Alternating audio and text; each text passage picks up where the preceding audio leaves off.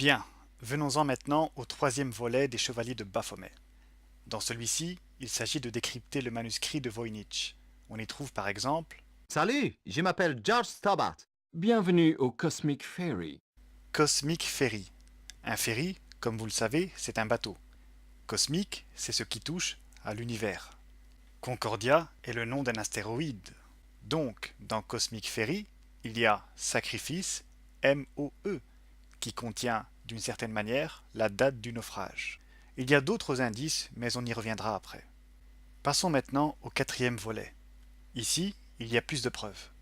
Stobart se trouve à New York, où il rencontre Anna Maria, avec qui il tentera de décrypter un manuscrit. Vers le début, il se trouve dans un hôtel dans lequel il tombe sur une femme victime d'une agression. Mon Dieu, tout va bien? Maintenant, oui. Merci, monsieur. Appelez-moi George. Qu'est-ce qui s'est passé? Je cherchais un produit de nettoyage et... Alors, indice très intéressant. Le produit de nettoyage qu'elle cherchait, c'est celui-ci. Il est inscrit dessus JPV. On a vu que dans le système duodécimal, qui fonctionne à base 12, le 10 pouvait se dire de différentes façons. Or, le J est la 10e lettre et correspond de fait à alpha. Par JPV, il faut donc comprendre alpha PVP. Le P revenant deux fois, ils ne l'ont mis qu'une seule fois.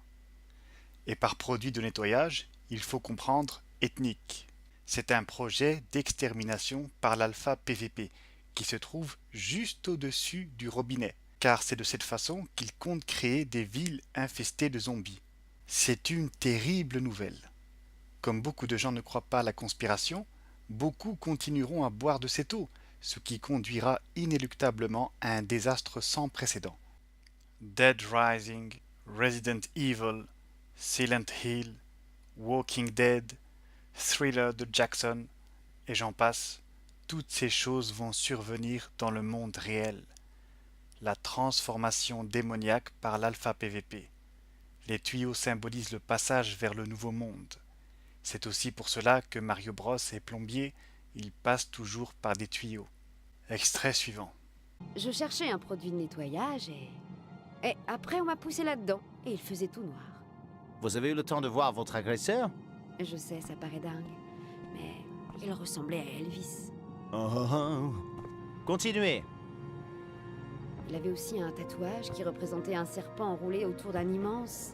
Alors, son agresseur, dit-elle, ressemblait à Elvis, et il portait un tatouage avec un serpent autour d'un immense. Il s'agit bien d'Eric Newman, alias Luca Rocco Magnotta, le dépeceur de Montréal. Un tatouage, c'est une image, donc une photo.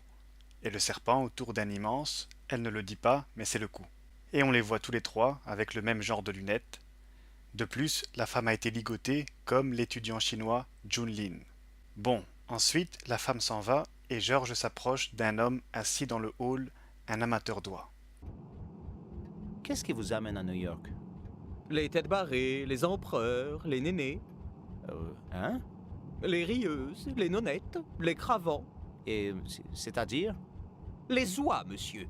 Les oies sauvages. Alcère, albifron, Branta, bernicla. Les grandes aventurières de l'océan. Alzer albifron, Branta bernicla. Anser albifron, c'est l'oie rieuse. Normalement, Anser, c'est avec un N. Eux l'ont dit et écrit avec un L, c'est un indice. Et Branta bernicla, c'est la bernache cravant. Ainsi, avec ces deux oies, on peut former Bret Easton Ellis Cannibal. En anglais, il n'y a pas de E à cannibal. Bret Easton Ellis, c'est l'auteur de American Psycho, avec Patrick Bateman, le cannibale de New York. Ellis, avec deux L, ressemble à Elvis, et c'était un best-seller passé dans le New York Times. Qu'est-ce que vous lisez? Un livre magnifique. C'est un récit magique et fantastique. Avec, laissez-moi deviner, des oies? C'est un scandale qu'il ne figure pas encore dans les best-sellers du New York Times. Ah oui, c'est un crime. Un crime de lèse-littérature. Parfaitement. Il nous reste un certain nombre de lettres qui permettent d'obtenir autre chose. Sans vouloir me mêler de vos affaires, vous avez l'air nerveux. D'après le World Wide Web, cet hôtel serait un palace d'un luxe incroyable, un peu à la Philippe Stark, si vous voyez ce que je veux dire. Il a cité Philippe Stark. C'est un créateur architecte. Cet homme a donné à ses enfants des prénoms originaux et parmi eux, on trouve Ara.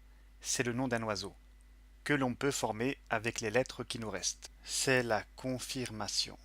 Ensuite, il se présente. Mais je ne me suis pas présenté. Thelwell Minster. Alors, ici, il y a deux lettres qui nous gênent. Le L entre le the et le well et la lettre I. Pour s'en débarrasser, on fait subir 3 sauts au L qui devient O. Et sachant que I est la 9e lettre en partant de A et R la 9e en partant de Z, on peut dire que I égale R. Ainsi, lorsqu'on fait subir, selon la même logique, 3 sauts à R, on arrive également à O. Maintenant, en remplaçant le L et le I par O, leur point commun, on a The Well Monster, le bon monstre. À partir de là, il faut trouver la personne qu'elle désigne. Quand on fait subir, toujours selon le même procédé, 3 sauts à T, on tombe sur W, ce qui donne Wewell Monster, le monstre de Wewell. Vous me demanderez ce que cela signifie.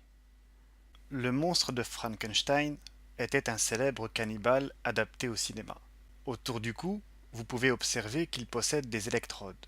Ces électrodes ne figuraient pas dans le roman duquel est tiré le film.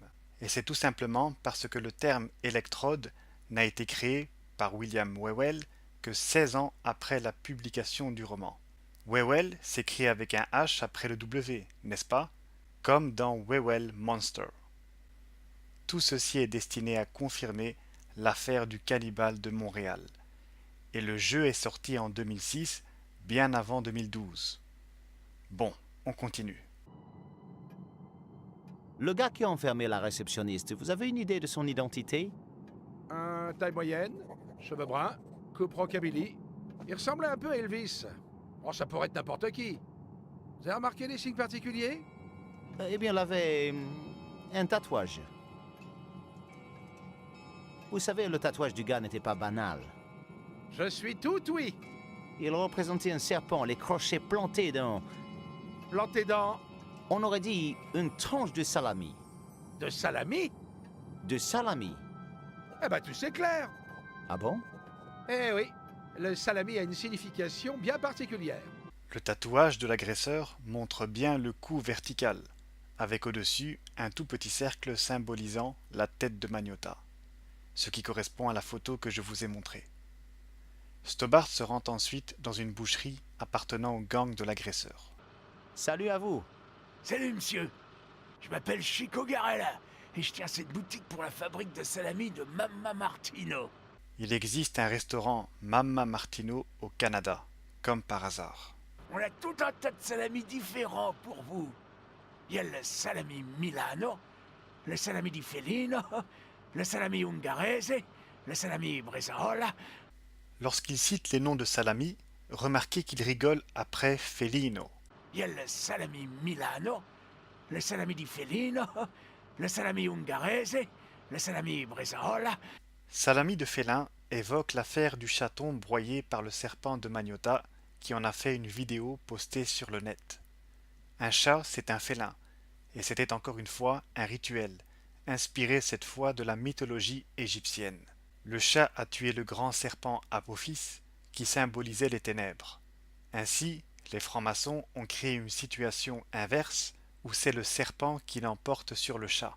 En même temps, dites-vous bien que si les francs-maçons n'éprouvent pas la moindre pitié pour un chaton, ils n'en auront certainement pas pour l'homme. On a tellement de salami qui nous en sort par les oreilles. Je rigole. Monsieur cherche peut-être quelque chose de spécial. Que diriez-vous d'un salami de 28 ans d'âge, fabriqué à l'ancienne, comme le faisait la Mamma? Un salami de 28 ans d'âge. Sachant que le jeu est sorti en 2006 et que Jun Lin est né en 1978, cela fait exactement 28 ans pour celui qui a fini en salami. Non, merci, sans façon. Les choses épicées, je digère mal. Vous voulez dire, vous mangez pas de salami? Eh bien, non. Jamais. Pas trop. Je m'y remets. Jamais de chez jamais. Ah, je vous ai bien eu. Je suis dingue du salami. J'adore ça. Je tuerais pour du salami. Je tuerais pour du salami. Vous avez compris de qui il s'agit, hein? Eh bien, pensez qu'un salami à 28 ans d'âge, c'est quelque chose. Oh, vous êtes pas bien. 28 ans, c'est l'âge du gars de la bête avec laquelle on fait le salami. Oh, je vois. 28 ans, c'est le nom du gars, avec un trait d'union, alors que gars s'écrit avec R, S à la fin. Vous allez comprendre ce que c'est. Ce qu'il y a dans ce mouchoir plié doit être précieux aux yeux de quelqu'un. Terrible. La photo de cette actrice, Lucy Chu, dans le film De sang-froid. Mais tout ça ne vaut pas de sang-froid. Qu'est-ce que De sang-froid a de si spécial? Dans le film Sang froid, Gabriella coupe la tête d'un assassin. Ensuite, cette tête qu'elle tient dans ses mains se met à lui dire Gabriella. Vous voyez, Ga s'écrit avec trait d'union comme dans le jeu. Cela confirme encore une fois que ce gars de 28 ans est bel et bien Jun Lin. D'ailleurs, le boucher se nomme Chico Garella. Chico signifie garçon, Gabriella c'est le Chico, c'est-à-dire Magnota, qui coupe la tête de sa victime. Et bi est un préfixe qui signifie deux. Ensuite, en compagnie d'Anna Maria, Stobart déchiffre un manuscrit. Un motif en forme de fleur de lys. Le motif en fleur de lys rappelle immédiatement le drapeau du Québec, avec 4 fleurs de lys. Celui du Canada, avec sa feuille d'érable, est rouge. Ainsi, sur le manuscrit, l'on voit 4 fleurs de lys bleues et 4 rouges pour évoquer le lien avec le Canada. Ensuite, Stobart s'adresse à un hacker qui lui rendra service. Virgile, il faut que je fasse des recherches sur le net. Eh ben vas-y, qu'est-ce qui t'en empêche? Le site concerné m'a blacklisté après l'affaire Glastonbury. Accès interdit. Crois-moi, Georges, interdit n'est pas Virgile. Parole d'Extelar. Bon, il est où ce gadget? Je sais qu'il est dans le coin. Et voilà, Georges, ça pourrait servir.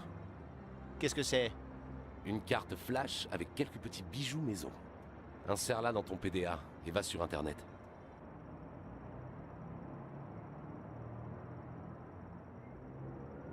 Bon, Georges, voilà mon système de piratage maison. C'est le maison qui est important, tu piges? Je vais te montrer comment ça fonctionne en piratant l'ordinateur d'un vieil ami à moi. Le symbole du PDA, c'est toi, logique. Et ça, c'est ta destination, à savoir la base de données que tu veux hacker. Pour ce faire, tu dois connecter ton flux de données sur l'ordinateur cible, sans te faire repérer ou arrêter. Regarde ça, mon ami vit de l'autre côté de l'État. Le hacker a parlé de pirater la base de données de son ami qui se trouve de l'autre côté de l'État, c'est-à-dire le Canada, là où se trouve le grand C. C'est bien entendu de Magnota dont il s'agit. Et voilà, maintenant voyons ce que mon ami a dans sa base de données. Oh, quelle horreur! C'est vraiment un type dégoûtant ce mec. Ok Georges, à ton tour. Dans la base de données de Magnota, il trouve une image à connotation sadique. On y voit une bête qui doit être sacrifiée.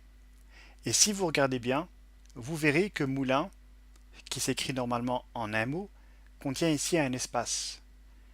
C'est écrit Moulin, comme Jun Lin. Et en dessous, si vous observez bien, vous verrez qu'on a Lu Lin. Lu, c'est Lucas. Lucas et Lin avec un grand L. Et puis, on a Bal Gouluk. Goulu, c'est celui qui mange avec avidité. Mais ici, ils ont rajouté un C pour rappeler Lucas. Gouluk.